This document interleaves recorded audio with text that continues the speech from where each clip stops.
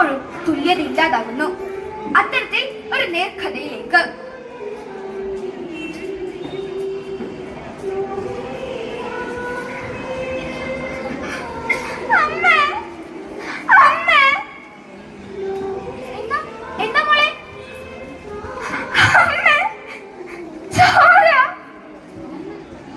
പേടിക്കണ്ട, കുഴപ്പമില്ല, മോള് വലുതായതാ.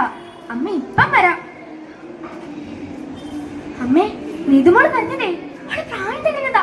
പാവം പേടിച്ചു പോയി.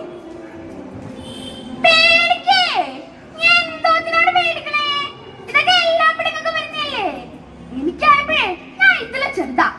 നീ അതും പറഞ്ഞോണ്ട് നിൽക്കാതെ ബാക്കി കാര്യങ്ങൾ അങ്ങോട്ട് നോക്ക് സുന്ദേ. എന്നാ ഞാൻ അവളെ കുളിപ്പിച്ച് മുറിയിലിരുത്താം.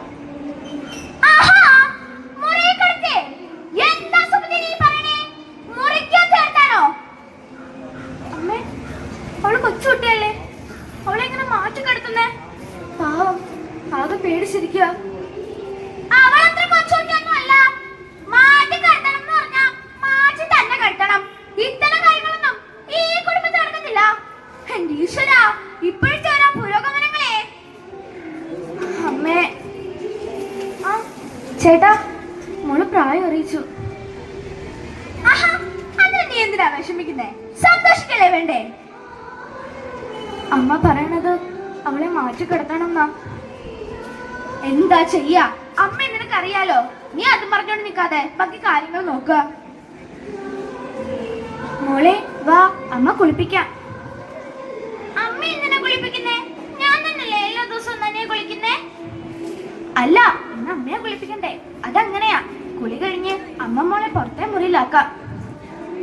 പുറത്തെ മുറിയിലോ? ഞാൻ ഒറ്റയ്ക്കോ? എനിക്ക് പേടി അമ്മേ, ഞാൻ പോകത്തില്ല. നീതോ പറയണ അനുസരിച്ച് കുട്ടിയെ. സുമതി, നീ അവളുടെ കൈകൾ പിടിച്ചേ.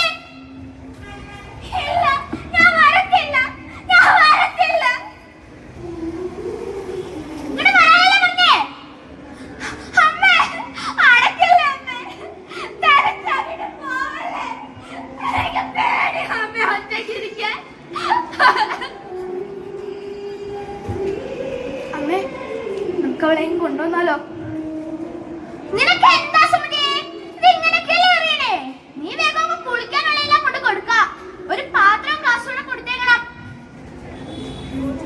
എത്ര നേരമായി മഴ തുടങ്ങിയിട്ട്. നല്ല കാറ്റും. ആ മുറിയുടെ പുറകിലത്തെ മരമാണെങ്കിൽ ഉണങ്ങി നിക്ക. നമുക്ക് എന്തെങ്കിലും പറ്റോ? ചേട്ടാ, നമുക്ക് അവളെങ്ങ് വിളിച്ചോണ്ട് വന്നാലോ?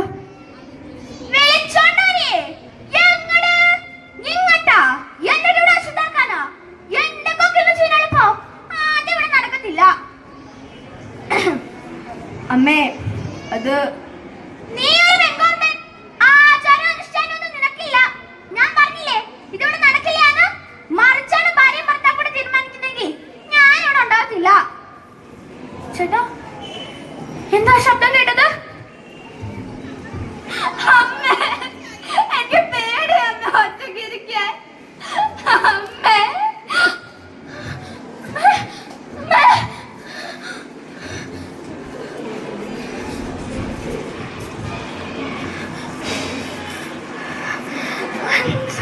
നല്ല കാറ്റും മഴ.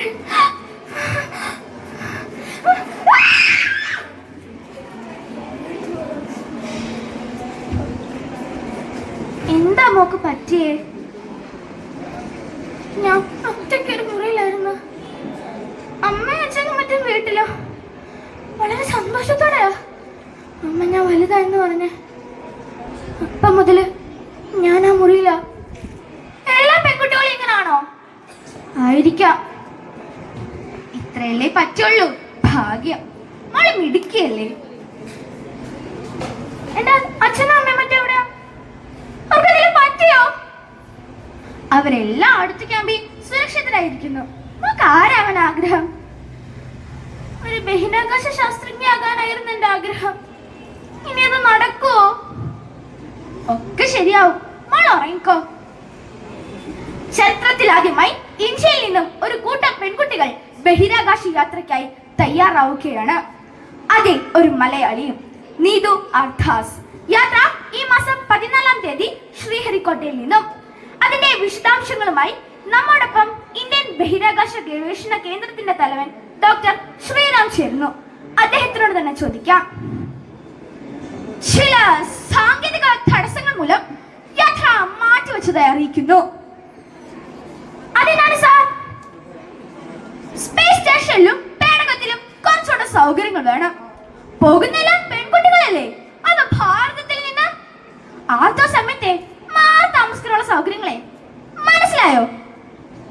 ആർത്തവ പേടകവും ആർത്തവ സ്റ്റേഷനും വേണമെന്നാണോ? അത് തന്നെ. അത് നടന്നില്ലെങ്കിൽ യാത്ര ഉണ്ടാക്കും. അങ്ങനല്ലേ വേണ്ടത്? അതല്ലേ ആചാരം, അതല്ലേ പാരമ്പര്യം. ഓക്കെ സാർ, ഈ നൂറ്റാണ്ടിലും ഇത്തരത്തിലുള്ള ആചാരങ്ങൾ തുടരുകയാണ്. അതിൽ കുടുങ്ങി ഭൂമിയുടെ നെറുകയിലെത്തേണ്ട പെൺകുട്ടികളുടെ സ്വപ്നങ്ങളും.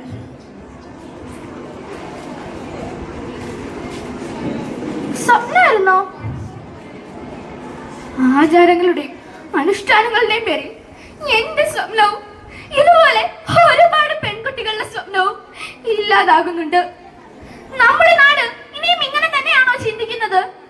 ഇത്തരം അശുദ്ധികൾ ഇനിയും നിലനിൽക്കേണ്ടതുണ്ടോ? അത് അവസാനിപ്പിക്കേണ്ട സമയം അതിക്രമിച്ചില്ലേ? നന്ദി.